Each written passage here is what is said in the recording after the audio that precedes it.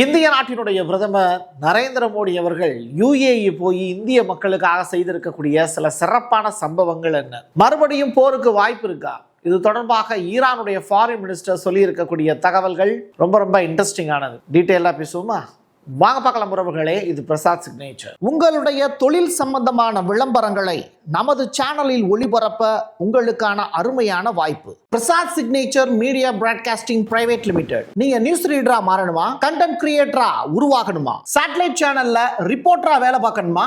Documentary மேக்கிங்ல இருந்து journalism பற்றிய முழுமையான பயிற்சி பெற உங்களுக்கான அருமையான வாய்ப்பு. எங்களை தேடி வாங்க.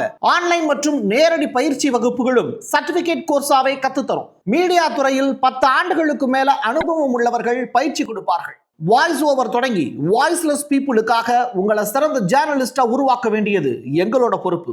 ஸ்கூல்ஸ் அண்ட் காலேஜஸ்ல ஜூனியர் ஜேர்னலிஸ்ட்ங்கிற பேர்ல ஒர்க் ஷாப்பும் கண்டக்ட் பண்ணி கொடுக்கிறோம். மோட்டிவேஷனல் ஸ்பீக்கரா கடந்த 15 ஆண்டுகளா கல்வி நிறுவனங்களுக்கு நிகழ்ச்சிகளும் நடத்தி தரோம். தொடர்புக்கு 9944790333 94493594 prasadsignature@gmail.com. அண்ணன் வராரு வழிவிடுங்கடா அப்படிங்கிற கதையாம். மறுபடியும் பிரதமர் நரேந்திர மோடி அவர்கள் வெளிநாட்டு பயணங்களுக்கு தயாராகிட்டார்.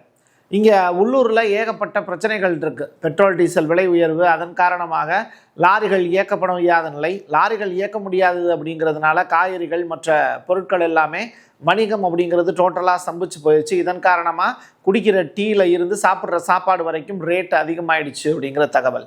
இது பத்தாததுக்கு ஜிஎஸ்டி உள்ளிட்ட ஏகப்பட்ட பிரச்சனைகள் ஹோட்டல்களை வாட்டி வதைக்கக்கூடிய சூழ்நிலையில் மத்திய அரசு மக்களை காப்பாற்ற முடியாமல் திண்டாடிக்கிட்டு இருக்காங்க. ஆனால் இதெல்லாம் பற்றி கொஞ்சமும் கவலைப்படாமல் அப்படின்னு சொல்ல முடியாது. கவலைப்பட்டுக்கிட்டே மற்ற நாடுகளுக்கு ட்ராவல் பண்ணி போயிட்டுருக்காரு நம்முடைய பாரத பிரதமர். எந்தெந்த நாடுகளுக்கு அப்படின்னா ஐக்கிய அரபு அமீரகம், நெதர்லாந்து, ஸ்வீடன், நார்வே, இட்டாலி, இந்த நாடுகளுக்கெல்லாம் தன்னுடைய பயணத்திட்டத்தை வச்சுருக்காரு. இப்போது ஃபஸ்ட்டாக யுஏஇ அப்படிங்கிற அந்த எமிரேட்ஸ் கண்ட்ரிக்கு போயிருக்காரு. ஸோ இந்தியாவினுடைய எரிசக்தி பாதுகாப்புக்கு தேவையான நடவடிக்கைகளை இந்த நாட்டில் போய் எடுத்துட முடியுமான்னு கேட்டால், இவர் ட்ராவல் பண்ணுற நாடுகள் எல்லாமே யூரோப்பியன் கண்ட்ரிஸ். இந்த நாடுகள் எல்லாமே ஜிடிபியில் ரொம்ப ஜீரோ கண்டிஷனில் இருக்குது. அவங்களாலேயே எந்திரிக்க முடியாமல் இருக்காங்க. இந்த நாடுகளுக்கு இப்போ அவங்க பயணம் பண்ணி எந்த பிரயோஜனமும் இல்லை. இருந்தாலும் பயணத்திட்டம் சிறப்பாக அமைவதற்கு மோடிக்கு வாழ்த்துக்கள் சொல்லிட்டு அடுத்த காடுக்கு போயிடலாம். இதில் வண்டி வேற, இந்த பக்கத்துலேருந்து ஒரு கை காட்டு, அந்த பக்கத்துலேருந்து ஒரு கை காட்டு. பெட்ரோல் டீசல் விற்கிற விலைக்கு இந்த வண்டிலாம் தேவையா? ஒரு ஆட்டோ பிடிச்சி போகலாம்ல. சரி, ஏதோ நம்ம காசு போகிறாரு. ட்ரெயினில் போகலாம், பட்டு ஃப்ளைட்டில் தான் போகணும்னு நட முடிகிறாரு. நெதர்லாந்துக்கெலாம் நீங்கள் ட்ரெயின் இல்லை அப்படிங்கிறது எனக்கு புரியுது. இருந்தாலும் நம்ம எங்கேயுமே போக முடியல. அவர் பார்த்திங்கன்னா எல்லா ஊர்களுக்கும் ட்ராவல் பண்ணி போயிட்டுருக்காரு நம்முடைய காசை வச்சு. இவர் போகிறதுனால இந்தியாவுக்கு ஏதாவது பிரயோஜனம் இருக்கா அப்படின்னு கேட்டால், யூரோப்பியன் கண்ட்ரிக்கு போகிறதுனால எந்த பிரயோஜனமும் இந்தியாவுக்கு கிடையவே கிடையாது. நம்ம நாட்டில் தான் கடலில் இருக்கக்கூடிய தண்ணி மாதிரி இருக்கும். இப்போ ரஷ்யா, அமெரிக்காவில் இருக்கக்கூடிய சில நிலப்பகுதிகள் எல்லாத்துலேயுமே நீர்ப்பகுதிகளில் முழுவதுமாக பனிக்கட்டியாக இருக்குன்னு சொல்லுவாங்க. அப்போ இந்த பனிக்கட்டிகளை உடைச்சிட்டு ட்ராவல் பண்ணக்கூடிய அளவிற்கு சிறந்த கப்பல்கள் தேவை. அதுக்கு பேர் தான் பனி உடைக்கக்கூடிய கப்பல்கள் அப்படின்னு சொல்லுவாங்க. ஸோ ரஷ்யா இதெல்லாம் கெட்டிக்காரங்க, நிறையா இது மாதிரியான பனி உடைக்கக்கூடிய கப்பல்கள் வச்சுருக்காங்க. அமெரிக்கா 5 பனி உடைக்கும் கப்பல்களுக்கு இப்போ ஆர்டர் கொடுத்துருக்காங்க. ரஷ்யாவினுடைய 42 கப்பல்கள் கொண்ட கடற்படையை விட இது பின்தங்கி தான் இருக்குங்கிறது உங்களுக்கே தெரியும். டேவிட் டிஃபென்ஸ் நிறுவனத்துக்கு $3.5 பில்லியன் மதிப்பிலான ஒப்பந்தம் வழங்கப்பட்டுள்ளது அப்படிங்கிற தகவலையும் இப்போ அமெரிக்க உள்நாட்டு பாதுகாப்புத்துறை அறிக்கையாக வெளியிட்டிருக்காங்க. இதன் மூலிமா நமக்கு என்ன பிரசாத் பிரயோஜனம் அப்படின்னு கேட்டால், இந்தியாவும் அந்த டீலுக்குள்ளே வருது. இந்த காட்சிகள் பாருங்கள், ரொம்ப அற்புதமான ஒரு காட்சி. சுற்றி பனி இருக்குது, அந்த பனிகளை உடைச்சிட்டு அந்த கப்பல் போகக்கூடிய காட்சிகள். இதே மாதிரியான ஒப்பந்தம் இந்தியாவுக்கும் ரஷ்யாவுக்கும் இடையில கூட போடப்பட்டிருக்கு அப்படிங்கிற தகவல். பட் இதெல்லாம் 2030க்கு பிறகு தான் செயல்பாட்டுக்கே வரும் அப்படின்னு சொல்கிறாங்க. ரொம்ப மார்வலஸான விஷுவல்ஸ் இதெல்லாம். அமெரிக்கா கடலோர காவல் படை ஒரு முக்கியமான அனௌன்ஸ்மெண்ட் ஒன்று கொடுத்துருக்காங்க. 2 பனி உடைக்கும் கப்பல்கள் தான் அமெரிக்கா கிட்ட இருக்குது. அதாவது போலார் ஸ்டார் அண்டு ஹூலி அப்படிங்கிறது தான் அந்த கப்பல்களுடைய பெயர். ரஷ்யா கிட்ட 42 பனி உடைக்கக்கூடிய கப்பல்கள் இருக்குது. அவங்களுக்கு பெரிய அளவில் தேவைப்படலை, பட் இவங்களுக்கு அந்த அளவுக்கு தேவைகள் இருக்குது. 8 அணுசக்தியால் இயங்கக்கூடிய கப்பல்களை ரஷ்யா வச்சுருக்காங்க. 34 டீசலில் இயங்கக்கூடியது அப்படின்னு சொல்கிறாங்க. இது ரொம்ப பெரிய அளவிலான இன்ஃபர்மேஷன். ஈரானோட ஆக்கிரமிப்பே இல்லாத ஒரு ஒப்பந்தத்தில் கையெழுத்திடுவதற்கு சவுதி அரேபியா இப்போ விருப்பம் தெரிவிச்சிருக்கு அப்படிங்கிற தகவல். ஈரானுடைய ஃபாரின் மினிஸ்டர் அப்பாஸ் அராக்கி அமெரிக்கர்களை எங்களால் துளியும் நம்ப முடியாது அப்படிங்கிற ஸ்டேட்மெண்ட்டை சொல்லியிருக்கார். அதனால தான் எந்த ஒரு ஒப்பந்தத்துக்கும் நாங்கள் தயாராக இல்லை, அவங்கக்கிட்ட கையெழுத்தும் நாங்கள் போட முடியாது அப்படின்னு. $2 மில்லியன் கட்டணம் செலுத்தாமல் கடந்து போன ஒரு தாய்லாந்து கப்பல் மேலே ஈரான் அட்டாக் பண்ணாங்கல்ல, அந்த வீடியோவும் இப்போ வைரலாக சுற்றிக்கிட்டு இருக்கு. சீனாவுக்கும் அமெரிக்காவுக்கும் இடையில எந்த ஒரு ஒப்பந்தமுமே நிறைவேற்றப்படலை அப்படின்னு சொல்கிறாங்க. அதாவது ட்ரம்ப் சீனாவுக்கு வந்துட்டு திருப்பி ரிட்டர்ன் ஆகும்போது அது தொடர்பான அறிவிக்கைகள் பெரிய அளவில் இல்லை. இப்படிப்பட்ட சுச்சுவேஷனில் ஹார்முஸ் ஜலசந்திக்கு படைகளை அனுப்புமாறு ட்ரம்ப் வந்து கோரிக்கை வச்சாராம். ஆனால் அந்த கோரிக்கையை சீனா வந்து புறந்தள்ளிருச்சு அப்படிங்கிற செய்தி. இதுதான் ரொம்ப முக்கியமானது. 2 பேருமே தைவான் ரிலேட்டடான விஷயங்களை சீனாவும் இந்த ஹார்முஸ் ஜலசந்தி தொடர்பான விவரங்களை அமெரிக்காவும் கொடுத்துருக்காங்க. பட் இது எதுவுமே பேச்சுவார்த்தையில் இறுதி தீர்வுங்கிறது எட்டப்படாமலேயே முடிஞ்சிருச்சுங்கிறது வருத்தமான செய்தி தான். ஈரானுடைய உரிமைகள் மதிக்கப்படணும் அப்படிங்கிறதுல சீனா வந்து தெளிவாக இருக்காங்கங்கிறதும் சொல்லப்பட்டிருக்கு. இந்தியாவுக்கு மற்றொரு பெரிய சிக்கல் ஒன்று வந்திருக்கு. என்னன்னா, பாகிஸ்தானும் சவுதி அரேபியாவும் துருக்கி மற்றும் கத்தாரை தங்களுடைய பாதுகாப்பு கூட்டணியில் சேர்க்கறதுக்கு வாய்ப்பு இருக்குன்னு சொல்கிறாங்க. பாகிஸ்தான் ஒரு அணுசக்தி வாய்ந்த நாடு. துருக்கி உயர்தர ஆயுதங்களை தயாரிக்குது. இப்படிப்பட்ட சுச்சுவேஷனில் சவுதி அரேபியா மற்றும் கத்தார் கிட்ட பணம் இருக்குது, இந்தியா கிட்ட என்ன இருக்குது? மோடி மட்டும்தான் மிச்சம் இருக்கார், வேறு எதுவுமே இல்லை. வருவாய் உயர்வு இருக்கான்னு கேட்டால் அது கிடையாது. ஆனால் வரி உயர்வுங்கிறது ஜாஸ்தி ஆகிட்டே போகுது. ஈரானுடைய ஃபாரின் மினிஸ்டர் சொல்லியிருக்கக்கூடிய மிக முக்கியமான தகவல் என்ன அப்படின்னா, நாங்கள் போர் மற்றும் பேச்சுவார்த்தைகள் இந்த 2க்குமே தயாராக தான் இருக்கோம். ஒரு முழு அளவிலான போர் அப்படிங்கிறது வெடிக்கிறதுக்கான வாய்ப்பு இருக்குது. நாங்கள் அமெரிக்க தரப்புடன் தொடர்ந்து செய்திகளை பரிமாறிக்கிட்டு தான் இருக்கோம். இருப்பினும் இந்த பணிங்கிறது மந்தமாகவே இருக்குது.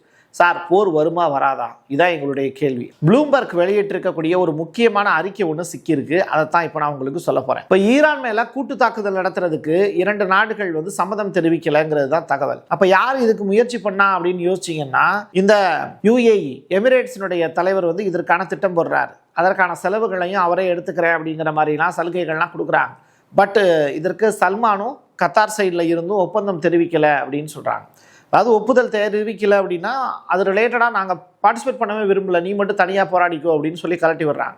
ஸோ வளைகுடா நாடுகளில் இந்த 3 நாடுகளுமே ரொம்ப முக்கியமானது.